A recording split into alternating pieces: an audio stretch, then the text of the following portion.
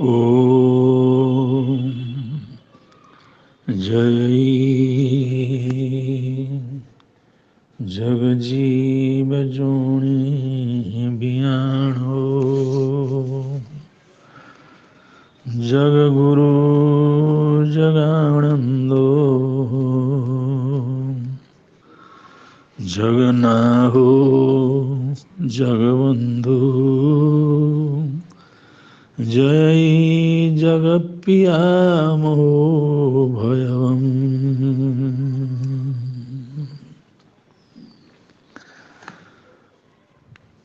अनंत अनंत उपकारी अरहत अरिहंत केवली तीर्थंकर अनंत सिद्ध भगवान को आचार्य उपाध्याय सर्वसाधु सद्गुरुदेव पंच परमेष्टि परमात्मा को वंदन नमन स्मरण करने के पश्चात आज के मंगलाचरण की तरफ आगे बढ़ते हैं। आज के मंगलाचरण में आपने सुना जय जग जीव जोनि बियाणो जग गुरु जग आनंदो जग नाहो जग बंधु जय जग पिया मोह भयवम्। ये बहुत महत्वपूर्ण जो है वाक्य है, महत्वपूर्ण जो है ये गाथा है और बहुत बार मंगलाचरण में आप लोगों ने सुना है। बहुत साधु साध्वियाँ मंगलाचरण में इसका प्रयोग करते हैं। सामान्य अर्थ है जय जगजीव जोनि बियाणो, जय हो जगत के जीवों के संपूर्ण उत्पत्ति स्थान को, बियाणो जानने वाले, जगत के गुरु, जगत के आनंद, जगत के नाथ, जगत के बंधु, जगत के पितामह भगवान को, भगवान का जय हो विजय हो। ये इसका सामान्य अर्थ है, क्योंकि अनंत ज्ञान अनंत दर्शन को धारण करने वाले तीर्थंकर केवली जिनेंद्र भगवान उस संपूर्ण जगत में अनंतानंत जीवों की उत्पत्ति स्थान को जानते हैं, जिसकी कोई कल्पना भी नहीं कर सकता। कौन कल्पना कर सकता है पानी में जीव की उत्पत्ति होती है, अग्नि में जीव की उत्पत्ति होती है, वायु जीव जगत, वायु भी एक जीवों का समूह है, पृथ्वी जो मिट्टी है वो भी जीवों का समूह है, जीवों की उत्पत्ति स्थान है, पेड़ पौधे हरियाली जितना भी है वो सब भी जीवों की उत्पत्ति का स्थान है। नरक त्रियंच मनुष्य देवता जीव जंतु प्राणी जितने भी दुनिया के अंदर हैं, जिसकी हम कल्पना नहीं कर सकते, सोच नहीं सकते, उनके भिन्न भिन्न जातियों को पहचान नहीं कर सकते, ये तमाम अनंत जीव जगत के जन्म को जानने वाले, वो जीव जगत के जन्म को जानते हैं, उनके स्वरूप को जानते हैं, उनकी स्थिति को जानते हैं, इसलिए उनके प्रति ये दया करुणा रख सकते हैं, उनकी रक्षा कर सकते हैं या उनकी विराधना से बच सकते हैं या उनके प्रति मंगल कामनाएं कर सकते हैं, सद्भावनाएं कर सकते हैं, क्योंकि वो तमाम जगत में जितना जीव लोक है उनके उत्पत्ति स्थान को जानते हैं, कहाँ कैसे किस प्रकार उत्पन्न होते हैं। और ये जीव जगत को जानना ये कोई साधारण काम नहीं है। ये केवल ज्ञान और केवल दर्शन को प्राप्त करने के बाद ही वो जान सकते हैं।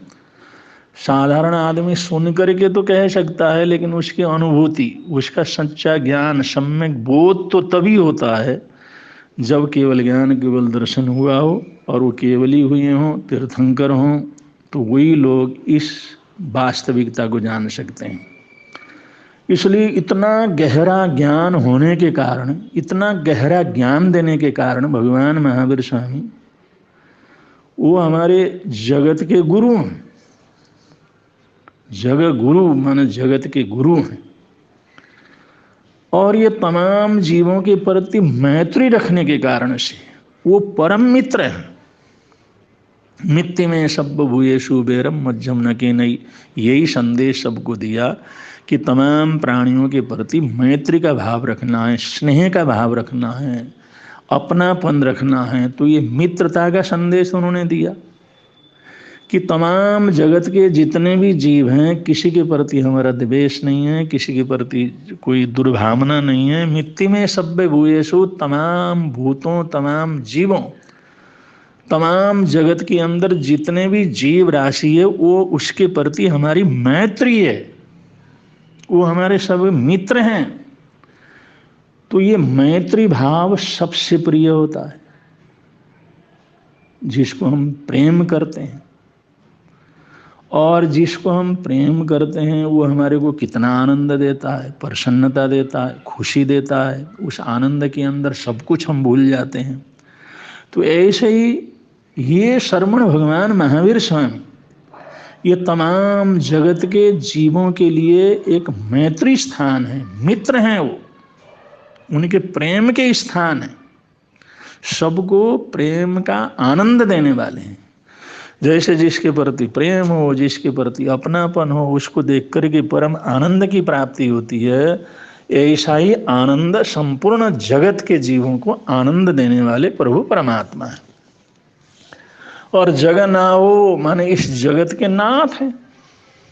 जो कुछ भी हमारे को जन्म से लेकर के मृत्यु तक जो भी मिलता है, जो भी उपयोग में हम लाते हैं, जो भी चीज़ें हमारे शरीर के लिए, हमारी ज़रूरत के लिए, हमारी आवश्यकता के लिए प्राकृतिक रूप से हमारे को उपलब्ध होते हैं या हमारे प्रयत्न से उपलब्ध होते हैं, वो सारे के सारे उनको देने वाले आखिर में श्रमण भगवान महापुरुष वही ज्ञानी है, वही महापुरुष तीर्थंकर हैं।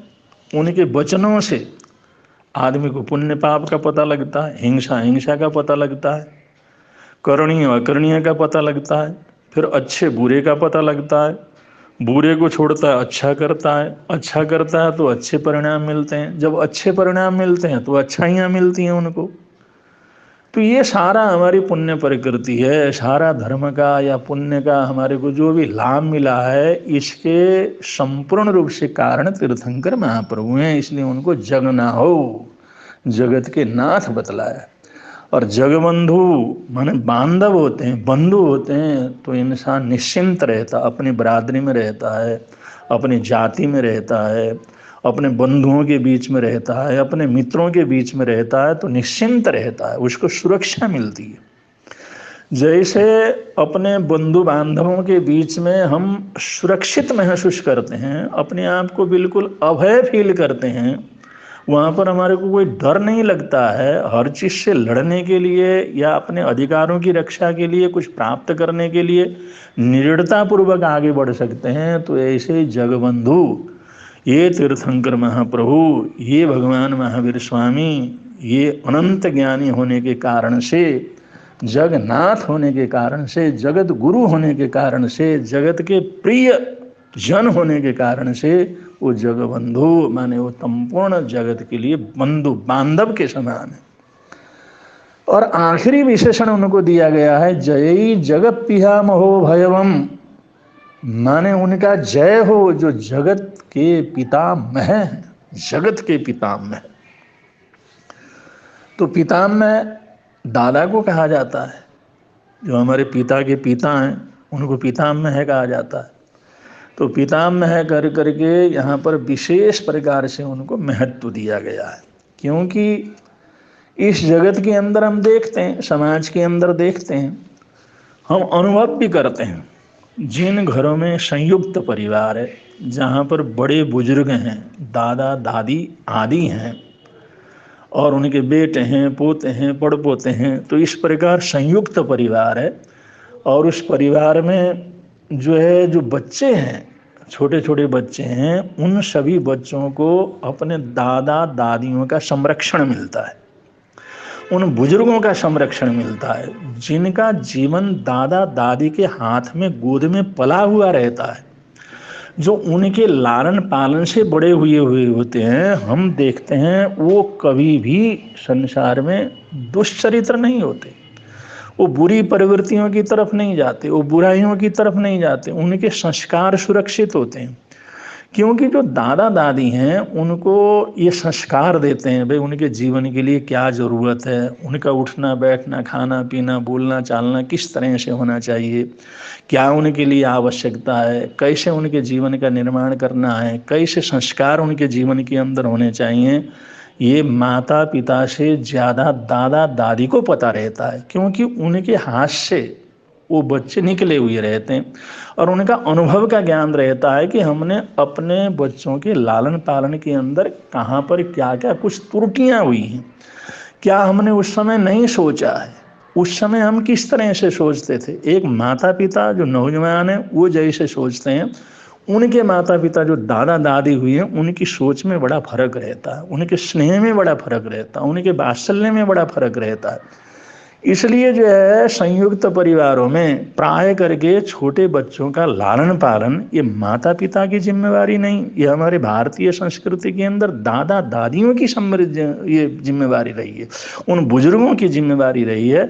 उनका लालन पालन संरक्षण सब वो लोग करते हैं, तो वो जानते हैं बच्चों का स्वभाव क्या है, बच्चों को कैसे हैंडल करना है, बच्चों के संस्कार कैसे अच्छे बनाने हैं, उनको हमारे इतिहास का ज्ञान कैसे कराना है, सत संस्कार उनके जीवन के अंदर कैसे भरना है, ये सब उनको पता रहता, उनको जानकारी रहती है। तो कहानियों के माध्यम से, दृष्टांत के माध्यम से, गीतों के माध्यम से, लोरियों के माध्यम से या संगीत के माध्यम से, लोकगीतों के माध्यम से और जो पशु पक्षियों की कहानियों के माध्यम से, प्राकृतिक कहानियों के माध्यम से वो जो है उन छोटे छोटे बच्चों को, उन छोटे छोटे बालकों को ऐसे संस्कार प्रदान करते हैं, ऐसी शिक्षा उनको देते हैं, ऐसा ज्ञान देते हैं।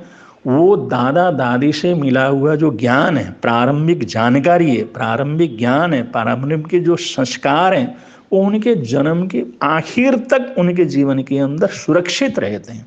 और जब भी कभी ज़रूरत पड़ती है तो उनका वो समझ, उनका जो ज्ञान जिनको उन्होंने अपने दादा दादी के माध्यम से प्राप्त किया है, वो ज्ञान उनके उपयोग में आता है और उनके संस्कारों से वो बुराइयों के अंदर जाने से बच जाते हैं, क्योंकि बचपन में छोटी उम्र के अंदर ही वो ऐसे संस्कार दे देते हैं।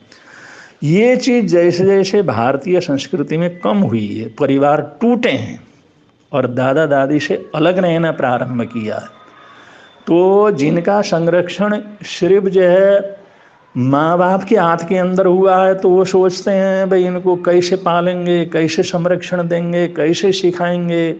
अब इनको तो चलो कॉन्वेंट के अंदर भेज दो, स्कूल के अंदर भेज दो। जब अभी बोलना भी शुरू नहीं किया है, अभी चलना भी पूरी तरह से शुरू नहीं किया है, तब उनको कॉन्वेंट स्कूलों के अंदर भेज दिया जाता है और उनको स्कूलों के अंदर डाल दिया जाता है। माता पिता वो सोचते हैं हमने उनको स्कूल के अंदर डाल दिया तो हमारे अब कर्तव्य पूरा हो गया, उसके अंदर हजारों खर्चा करना पड़े, लाखों खर्चा करना पड़े, कोई दिक्कत नहीं, लेकिन खर्चा तो करेंगे, लेकिन अपना संरक्षण देने की बजाय वो स्कूलों के अंदर डाल देते हैं।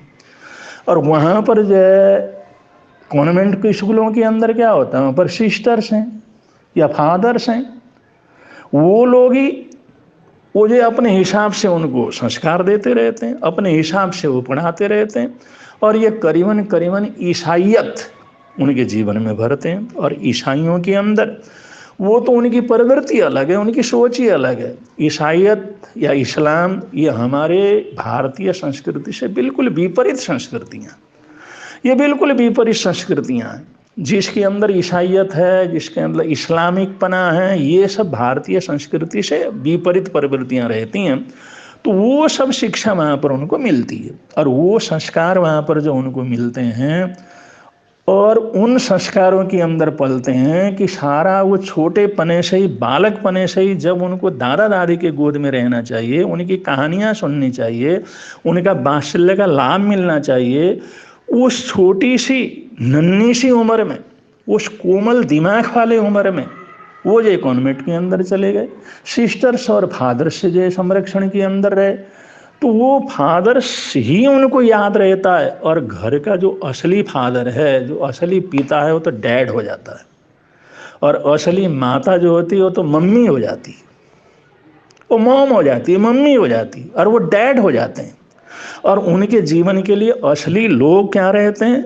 जो कॉन्वेंट के अंदर फादर्स हैं वही उनके लिए फादर हो जाते हैं, वो सिस्टर्स हैं वही उनके संरक्षण करने वाले हो जाते हैं, उन्हीं का सब कुछ उनको याद रहता है, वही संस्कार उनके जीवन के अंदर भर जाता है। यही कारण है भारतीय संस्कृति इस वजह से इतनी कमज़ोर होती चली गई। और आज जो है भारतीय परिवारों के अंदर टूटना, ये भी इसी कारण से है कि हमारे परिवार में संयुक्त परिवार टूटे और बच्चों का लालन पालन, बच्चों का संरक्षण दादा दादियों के बजाय वो कॉन्वेंट स्कूल के अंदर होने लगा।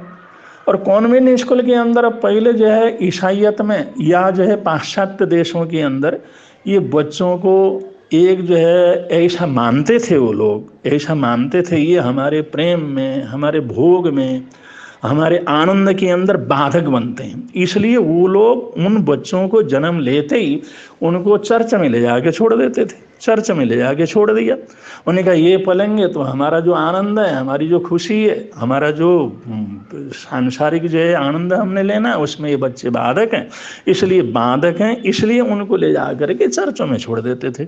अब चर्चों में छोड़ देते हैं तो उनका संरक्षण करने के लिए हर चर्च के साथ एक कॉन्वेंट स्कूल तैयार किया गया, एक स्कूल बनाया गया। जितने ऐसे अनाथ बच्चे हैं जिनको माता पिता ने छोड़ दिया है या चर्च के अंदर छोड़ दिया है, लावारिस छोड़ दिया है, उन तमाम लावारिस बच्चों को पढ़ाने के लिए, संरक्षण देने के लिए ये कॉन्वेंट स्कूल बने।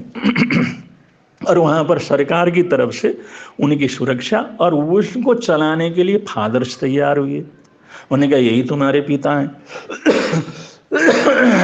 सिस्टर तैयार किए गए, भाई उनका खान पान संरक्षण करेंगे। और जो वो तो सिस्टर्स हैं और वहाँ पर माता का तो कोई रहता नहीं, वहाँ पर फादर्स हैं, ये तुम्हारे फादर्स हैं।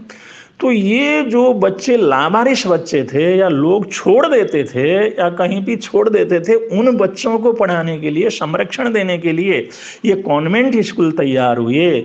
और ये संस्कृति थी सारी की सारी पाश्चात्य संस्कृति, यूरोपीय संस्कृति। अब अंग्रेज आए तो अंग्रेज आने के बाद उन्होंने फिर हमारे देश में कॉन्वेंट स्कूल शुरू कर दिया। और हमारे देश के लोग जो ये गतानुगतिक चलते हैं, अपना दिमाग तो उन्होंने बेच ही रखा है, क्योंकि गुलाम रहे हैं। और गुलाम रहे हैं तो उनको ज़्यादा सोचने का, विचार करने का, चिंतन करने का कोई मादा कम हो गया। तो जैसा उन्होंने पढ़ाया, जैसा प्रचार किया, चलो ठीक है, इसी तरह से तो हम अपनी संस्कृति को किस तरह से भूलते चले गए। वरना जो है हमारे देश के बच्चे ऐसे वीर रहे, बहादुर रहे, महान रहे, ऐतिहासिक जीवन को जीने वाले रहे, अच्छे नागरिक रहे, चरित्रशील रहे। तो ये चरित्रशीलता और ये संस्कार हमारे को दादा दादी के माध्यम से, उन बुजुर्गों के माध्यम से मिलते थे, उनकी कहानियों के माध्यम से मिलता था। नानी की कहानियाँ, नाना जी की कहानियाँ, उनके गोद के अंदर रहना, उनके संरक्षण के अंदर पलना, दादाजी के संरक्षण के अंदर पलना या दादियों के संरक्षण के अंदर पलना, वहाँ से ये संस्कार होते थे। इसलिए हमारा देश विश्व गुरु था, हमारे देश के अंदर संस्कार थे। और उन संस्कारों के बाद वो दादा दादी का संरक्षण पूरा होने के बाद उनको गुरुकुल के अंदर भेजा जाता था, जिससे गुरुकुल के अंदर वो फिर गुरुकुल के आचार्य थे, उनको फिर जो है अच्छी तरह से उनको आगे बढ़ाते थे और अनेक कलाओं के अंदर पारंगत कर देते थे, जिससे उनको जीवन के अंदर कोई किसी प्रकार की समस्या का कोई सामना करना नहीं पड़ता था। ये हमारे देश की संस्कृति थी। तो यहाँ पर जो याद किया, जय जगत पिता महो भगवम, माने भगवान जो है जगत के जो है पिता मह हैं, दादा हैं। तो दादा का संरक्षण जैसे बच्चों को मिलता है, जैसे दादा दादी अपने पोतों को, पोतियों को जैसे प्रेम करते हैं, छोटे छोटे बच्चों को प्रेम करते हैं, तो इस प्रकार का प्रेम देने वाला, इन प्रकार के संरक्षण देने वाले, संस्कार देने वाले प्रभु परमात्मा है। इसलिए उनका जय हो, विजय हो, ऐसा जो है बोला जाता है। अब आप लोग घरों के अंदर देखते हैं, जो माँ बाप होते हैं छोटी उम्र के अंदर ही वो जो है माँ बाप बन गए। अब उनको इतनी जिम्मेवारी तो नहीं रहती, संसार का आकर्षण उनका खत्म नहीं रहता, भोग विषय वासना से उपरत नहीं रहते वो लोग। तो वो लोग ये सोचते हैं भाई ये बच्चा है तो इसको जो है कोई व्यवधान करता है तो उसको मारना या पीटना या उनको धमकाना या उनको जो है अच्छी तरह से पढ़ करके, जो मैं नहीं कर सकता, अच्छी तरह से नंबर लाए, पढ़े, ये करे वो करे, जरा सा वो उछल कूद करे, जरा सा जो है वो शरारत करे तो उसको ठोकना पीटना, ये सब दादा दादी नहीं करते। दादा दादी उनको प्रेम से समझाते हैं, सद्भावना से समझाते हैं, उनके सिर पर हाथ रख करके उनको प्यार से दुलारते हुए उनको समझाते हैं। माता पिता उनको मार करके पीट करके धमका करके समझाते हैं। तो बच्चों को जो धमकाया जाता है, बच्चों को जो मारा पीटा जाता है, और बच्चों को इस प्रकार से इस प्रकार के सोच से उनको सुधारने का प्रयत्न किया जाता है, तो आगे चल करके वो माता पिता के विरोधी हो जाते हैं। उनके अंदर क्रोध भरा जाता है। उस समय तो प्रकट नहीं कर सकते, एक बच्चा तो विरोध नहीं कर सकता, लेकिन वो कुंठा उसके जीवन के अंदर बनी रहती है, वो दुर्भावना उनके जीवन के अंदर बनी रहती है। इसलिए जो है उनके मन के अंदर जो एक माता पिता के प्रति जो समर्पण भाव रहना चाहिए वो नहीं रह पाता। लेकिन दादा दादी जब उनका संरक्षण करते हैं, प्यार से पालते हैं, और वो बतलाते हैं माता पिता की कीमत क्या है, माता पिता कितने महान होते हैं, और जब वो संस्कार देते हैं माता पिता की महानता के जो संस्कार देते हैं, तो उनके मन के अंदर माता पिता के लिए भी आदर सत्कार का भाव उनके जीवन के अंदर बना रहता है, और उसी सत्कार और सद्भावना के द्वारा वो आगे बढ़ते हैं, और आगे बढ़ करके परिवार के लिए शानदार जो है वो जो है परिवार के उत्तराधिकारी हो जाते हैं। फिर आगे चल करके हर कार्य को अच्छी तरह से करने की प्रवृत्ति उनके जीवन के अंदर रहती है, उनके अंदर अच्छे संस्कार रहते हैं, और जीवन के अंदर सेवा, सहयोग, प्रेम, सद्भावना, एकता और एक दूसरे का संरक्षण करने की भावना पैदा हो जाती है। तो ऐसे हमारे बच्चों का संरक्षण जो है संस्कारों से अगर होता है, तो हमारे घर में पवित्रता रहती है, घर में सुख खुशहाली रहती है, घर में खुशहाली रहती है तो गांव में मोहल्ले के अंदर खुशहाली रहती है। जब गांव और मोहल्ला खुशहाल होता है तो जिला और जिला खुशहाल रहता है, तो फिर प्रदेश और सारा देश खुशहाल रहता है। तो ये संरक्षण पितामह जो हमारे दादा दादी हैं उनके संरक्षण करने से होता है, उनके हाथ से गुजरने से होता है। ये सारी चीज़ें जो है हमारे जीवन के अंदर आती हैं। तो ये जो चीज़ हमारे इस परिवार के अंदर टूट रही है, अब भी समझने की ज़रूरत है, अब भी समझने की ज़रूरत है। लेकिन माता पिता ये सोचते हैं, वो नौजवान जो माता पिता ये सोचते हैं कि दादा दादी तो लाड करके प्यार करके जो मांगे वो दे करके बच्चे को बिगाड़ देते हैं। वो बिगाड़ते नहीं हैं, उनको संस्कार देते हैं, उनको संवारते हैं, धीरे धीरे धीरे पॉलिश करके उनके जीवन की बुराइयों को दूर करते हैं। लेकिन हर घर के अंदर ये रहता, दादा के पास नहीं भेजना, दादा के पास बैठा रहेगा, वहाँ क्या पढ़ेगा फिर, या दादा दादी तो इसके मन के अनुसार करते रहते हैं, खर्च करने के लिए पैसे दे देते हैं, और जो कहता है उसको मान लेते हैं, इससे तो बच्चे बिगड़ जाएंगे। वो बिगड़ते नहीं हैं, वो दादा दादी के संरक्षण में बच्चे संस्कारित होते हैं, महान होते हैं, चरित्रशील होते हैं, और एक जिम्मेदारी उनके जीवन के अंदर आती है। इस वास्तविकता को आज भी समझने की जरूरत है। अगर इस वास्तविकता को समझ करके आगे बढ़े तो हम आनंदमय जीवन को बना सकते हैं। इन्हीं मंगल कामनाओं के साथ, इन्हीं सद्भावनाओं के साथ अपने विचारों को यहाँ पर विराम देते हैं। बड़े प्रेम से आप लोग बोलेंगे, मिलता है आनंद प्रभु की वाणी से, मिलता है आनंद प्रभु की वाणी से। प्रवर्तक शांति गुरुवर प्यारे, प्रवर्तक शांति गुरुवर प्यारे, जीवन नैया के रखवारे, जोड़ गए संबंध प्रभु की वाणी से, जोड़ गए संबंध प्रभु की वाणी से।